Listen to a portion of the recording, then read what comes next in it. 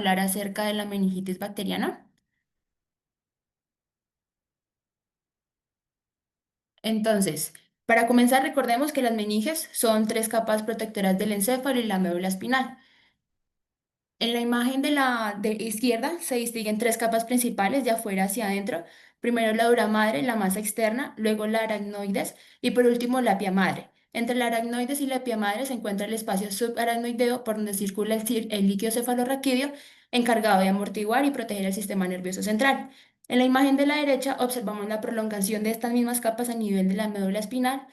Entonces aquí la dura madre y la aracnoides envuelven la médula, dejando entre ellas el espacio subdural y el espacio subaracnoideo, donde también circula el líquido cefalorraquídeo. ¿Cuáles son las formas de diseminación de una meningitis bacteriana? Entonces, para que se produzca una meningitis bacteriana es fundamental que las bacterias entren en contacto directo con las meninges. Esto ocurre a través de tres vías principales. La primera y la más frecuente es la vía hematógena, en la cual el microorganismo llega a las meninges viajando por el torrente sanguíneo tras una bacteremia. La segunda es por contigüidad, es decir, por la extensión directa de una infección localizada en estructuras cercanas al sistema nervioso central, por ejemplo, una otitis media o una sinusitis donde las bacterias atraviesan el hueso para así alcanzar las meninges. La tercera vía es la inoculación directa, que ocurre cuando existe una comunicación abierta hacia el sistema nervioso central, como en el caso de una fractura en la base del cráneo o una malformación de la lámina crimosa del etmoides. ¿Cuál es la clínica de una meningitis bacteriana? En cuanto a la clínica, hay una entrada clásica que corresponde a fiebre, cefalea y signos de irritación meningia, a lo cual pueden sumarse signos de disfunción cerebral como confusión y alteración del nivel de conciencia. Existen otros signos y síntomas que pueden aparecer con menor frecuencia, como náuseas, vómitos, convulsiones, y también pueden presentarse signos de hipertensión endocriniana como hipertensión arterial, bradicardia y coma. ¿Qué pruebas diagnósticas se recomiendan en meningitis bacteriana? Entonces tenemos la microscopía de líquido cefalorraquídeo con tinción de Gram, la cual tiene una sensibilidad entre el 50 al 99%. Particularmente se usa para Mycobacterium tuberculosis y tiene una especificidad muy alta cuando se observan bacterias, pero es carga bacteriana. El cultivo de líquido cefalorraquídeo tiene una sensibilidad del 70 al 85%, una especificidad alta, prácticamente está diagnóstica cuando es positivo. El análisis en sangre incluye hemocultivos y PCR en sangre para detectar bacteriemia asociada a meningitis. La sensibilidad en el hemocultivo es de 50 al 80% y su especificidad en el hemocultivo también es alta cuando esta es positiva. En cuanto a los biomarcadores sanguíneos, esta mide procalcitonina y proteína C reactiva para diferenciar una meningitis bacteriana de una viral. Y su sensibilidad y especificidad es variable ya que no hay suficiente evidencia para uso rutinario en todos los casos. En cuanto a la prueba panel del film array, se detectan múltiples patógenos causantes de meningitis en el líquido cefalorraquídeo, donde esta prueba identifica 14 patógenos, incluyendo bacterias, virus y levaduras, en aproximadamente una hora y tiene una sensibilidad del 89,5% y una especificidad del 97,4%. ¿Cuándo se recomienda hacer una neuroimagen antes de la punción lumbar? Entonces, se recomienda la realización de TAC cerebral previo a la punción lumbar para así poder disminuir el riesgo de herniación cerebral en pacientes que lleguen a cumplir con algunos de los siguientes criterios, como signos de presión intracraneal elevada, alteración del nivel de conciencia con Glasgow menor de 14, inmunosupresión, déficit neurológico focal, convulsiones de nueva aparición y una sospecha de hemorragia subaracnoidea, en cuyo caso el TAC ya no es, esta es obligatorio incluso sin que haya algún otro hallazgo. ¿Qué estructuras se atraviesan al hacer una punción lumbar? Entonces, primero la aguja va a pasar por la piel y el tejido subcutáneo. Luego atraviesa los ligamentos supraespinoso, interespinoso y amarillo. Después entra el espacio epidural, perfora allí la dura madre y la aracnoides. Y finalmente llega al espacio subaracnoideo donde encontramos el líquido cefalorraquídeo para su análisis o tratamiento. ¿Cómo es la técnica de la punción lumbar? Entonces, primero le explicamos el procedimiento al paciente, revisamos contraindicaciones y obtenemos su consentimiento. Colocamos al paciente en decúbito lateral fetal, lo que abre los espacios intervertebrales. Identificamos puntos de referencia palpando las crestas ilíacas y trazando la línea de Tuffer para así poder ubicar L4 y así seleccionar el espacio ideal, que suele ser L3, L4 o L4, L5. Marcamos el punto de punción, realizamos asepsia y preparamos un campo estéril y luego aplicamos anestesia local antes de introducir la aguja. Continuando con la técnica, orientamos y preparamos la aguja, luego la insertamos cuidadosamente hasta llegar al espacio subaracnoideo, comprobamos la salida del líquido cefalorraquídeo, medimos la presión de apertura con el manómetro, recogemos las muestras necesarias y finalmente retiramos la aguja realizando la curación del sitio de punción. Listo.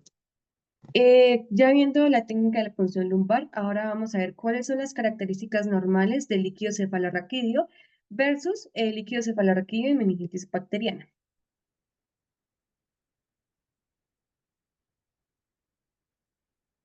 Listo, en este cuadro entonces vamos a ver las características normales del líquido cefalorraquídeo teniendo en cuenta diferentes variables, color, aspecto, proteínas, glucosa y leucocitos. Entonces, en primer lugar, el color en condición estable va a ser claro, su aspecto va a ser transparente, sus proteínas deben ser menores a 50 miligramos por decilitro, su glucosa debe estar entre 44 y 90 miligramos por decilitro y finalmente sus leucocitos deben ser menor a 5 células. Aquí pues tengo un ejemplo de cómo en condiciones normales y en condiciones estables se debe ver un líquido cefalorraquídeo. Siguiente. Listo, como lo mencionó el doctor esta mañana, en el hospital actualmente está un paciente con meningitis donde pues pudimos tener acceso a los resultados pues para estudiarlos, ¿no? Entonces, en este caso vamos a tener en cuenta las mismas variables que les acabo de mencionar en el líquido cefalorraquídeo normal. En primer lugar, tenemos el color. El paciente presenta un color en el líquido cefalorraquídeo amarillento pálido, su aspecto es ligeramente turbio. La xantocromía es positiva, esto significa que el líquido cefalorraquídeo tiene un aspecto amarillento. Sus proteínas están en 155, están elevadas. Esto es porque pues, la inflamación causa daños en la barrera hematoencefálica, permitiendo la entrada así de muchas proteínas, por eso es que están elevadas. La glucosa está en 20, está bastante disminuida, porque como sabemos, las proteínas usan como nutrientes la glucosa, pues por eso en este caso está disminuida. Y finalmente, los leucocitos están bastante altos, están en 1194, perdón, lo que nos indica pues que hay factores proinflamatorios liberados a causa de la infección bacteriana. Aquí pues tenemos un ejemplo, no es el caso de la paciente, pero pues podemos ver cómo es un líquido cefalorraquídeo inestable en el caso de meningitis bacteriana con un aspecto demasiado turbio. Listo. ¿Cuáles son los gérmenes más comunes en meningitis bacteriana en adultos?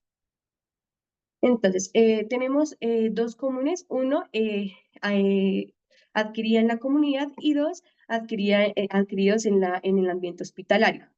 Adquiridos en la comunidad, los más comunes tenemos Neisseria meningitidis, Listeria monocytogenes y Streptococcus pneumoniae, que se da en todas las edades, por eso está señalado. Y en la instancia intrahospitalaria tenemos el Staphylococcus aureus. Siguiente. ¿Cuándo podemos sospechar de que hay una infección por Listeria monocytogenes? Siguiente. Bueno, vamos a sospechar con tres factores importantes. Uno, vamos a evaluar factores de riesgo. En segundo lugar, vamos a ver las manifestaciones clínicas, tanto atípicas o inespecíficas del paciente. Y vamos a ver los antecedentes de exposición alimentaria. En cuanto a factores de riesgo, tenemos mujeres embarazadas, recién nacidos, pacientes con terapia inmunosupresora. ¿Cuáles son las manifestaciones atípicas con las que van a llegar estos pacientes? Fiebre, cefalea, síntomas gastrointestinales, trastorno de la conciencia, rigidez nucal e incluso se llega a tener a la exploración física signos positivos como Brunzinski y Kernig. Es muy importante indagar en los antecedentes de exposición alimentaria en estos pacientes, como preguntarles si han tenido consumo de alimentos refrigerados durante largo tiempo. ¿Por qué? Porque pues si recordamos la transmisión de esta bacteria es por medio de productos refrigerados como lácteos como la leche, el queso, embutidos y también se transmite fecal oral y por medio de aguas contaminadas. Otra cosa que nos ayuda a sospechar de una listeria monocitógenes es que al iniciar el tratamiento con antibiótico inicial, si no hay mejoría con cefalosporinas, es un indicio de que es listeria monocitógenes. Y finalmente, mediante los laboratorios, en el líquido cefalorraquídeo vamos a ver gram positivos en forma de bacilos cortos, como podemos observar aquí en esa imagen. Entonces, pues eso pues ya nos indicaría el diagnóstico. Listo. ¿Cuál es el tratamiento empírico para la meningitis bacteriana? Siguiente. Entonces, en las primeras horas es muy importante tratar el tratamiento empírico, pues primero debemos hacer confirmar nuestra sospecha mediante hemocultivos y punción lumbar, pues para así iniciar el tratamiento empírico. Es muy importante realizar este paso en menos de una hora, pues para así llegar a consecuencias mucho más graves. El tratamiento entonces inicia con ceftriaxona, 2 gramos por vía intravenosa cada 12 horas, más un corticoide como la dexametasona, porque como sabemos, los corticoides son unos antiinflamatorios pues, que nos van a ayudar muchísimo en estos cuadros clínicos. La dexametasona pues, sería de 10 miligramos cada 4 horas. Eh, Añadir ampicilina, 2 miligramos vía intravenosa cada 4 horas en casos como que los pacientes sean mayores a 60 años o que estén en inmunocompromiso. ¿Qué pasa cuando sospechamos que hay una resistencia a esta penicilina o alguna penicilina? Debemos agregar vancomicina de 15 a 20 miligramos, kilogramos 2 veces al día vía intravenosa. Debemos estar preparados ante cualquier situación, por ejemplo, cuando hay anafilaxia, ya sea por penicilina o por ceftriaxona. Entonces, artículos nos indican que tenemos dos opciones, como lo es el cloranfenicol de 25 miligramos kilogramos cada 6 horas vía intravenosa y el cotrimoxazol en pacientes mayores de 60 años con dosis de 10 a 20 miligramos kilogramos en 4 dosis en dosis divididas. Listo. ¿Cuál es el tratamiento dirigido a gérmenes específicos en meningitis bacteriana y cuál es su duración? Bueno, voy a tratar 3 gérmenes que pues son los más comunes que básicamente ya les mencioné anteriormente. Vamos a ver su tratamiento y su duración. En primer lugar, pues tenemos el Streptococcus pneumoniae. En segundo lugar, tenemos la Neisseria meningitidis. Y en tercer lugar, tenemos la Listeria monocytogenes. Streptococcus pneumoniae, ¿qué hacer? Bueno, tratar con penicilina G vía intravenosa a dosis muy altas o tratar con ceftriaxona a 2 gramos vía intravenosa más el corticoide como la dexametasona, 10 miligramos, 6 horas por 4 días. Este tratamiento dura de 10 días, pero si el paciente no muestra una mejoría, debemos alargar el tratamiento a 14 días. La Neisseria meningitis, igual con cefalosporinas, como la ceftriaxona, 2 gramos vía intravenosa cada 12 horas, o cefatoxime de 2 gramos vía intravenosa cada 4 a 6 horas.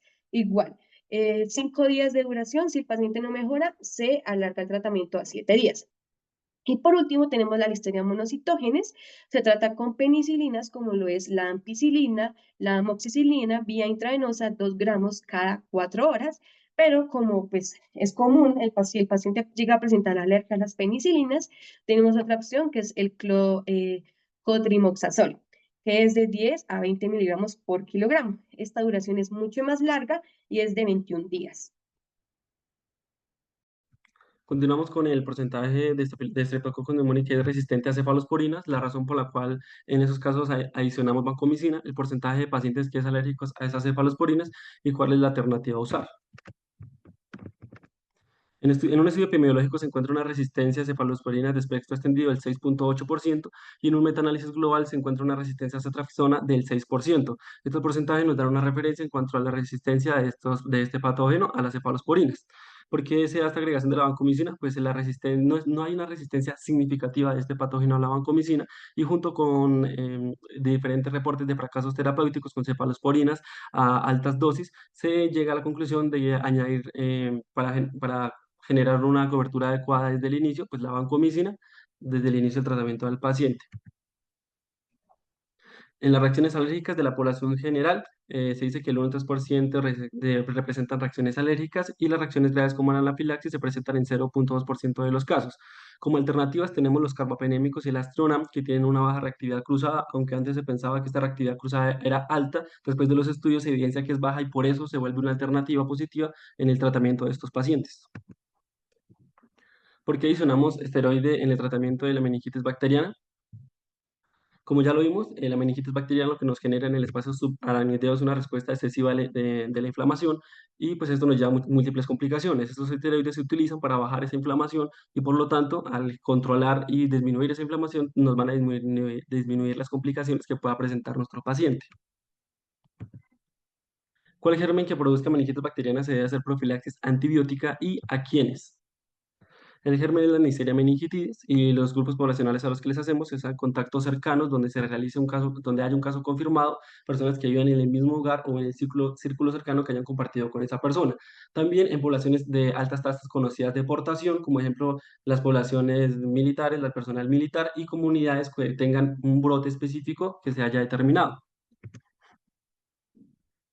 Recomendaciones de la vacunación para prevenir meningitis bacteriana en grupos etarios, así como también una representación gráfica de la reducción de la incidencia de meningitis tras el inicio de la vacunación.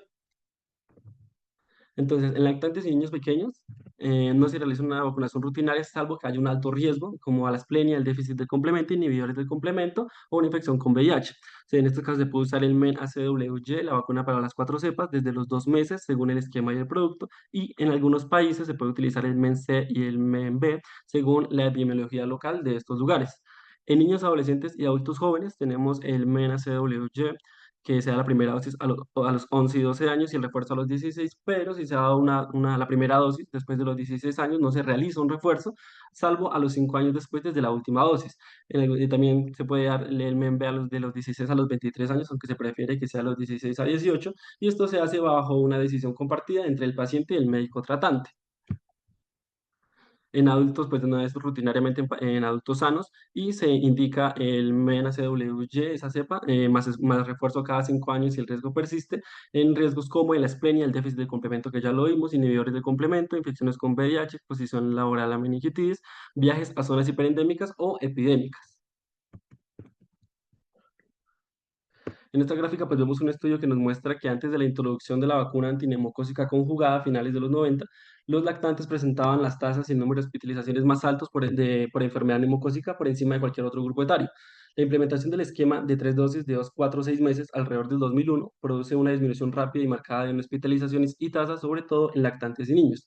El cambio al esquema 2+1, que es 2, 4, 12 meses, lo que cambia es el 12, hacia 2005, mantiene la tendencia descendente, aunque con una reducción más gradual. Ya finalmente, la adición de un refuerzo en los adolescentes en el año 2013 se asocia a una nueva caída pronunciada, llevando las tasas y hospitalizaciones a niveles muy bajos en todos los grupos, con valores cercanos a cero en adolescentes, adultos jóvenes y adultos mayores, y alrededor de 10 de 100.000 lactantes.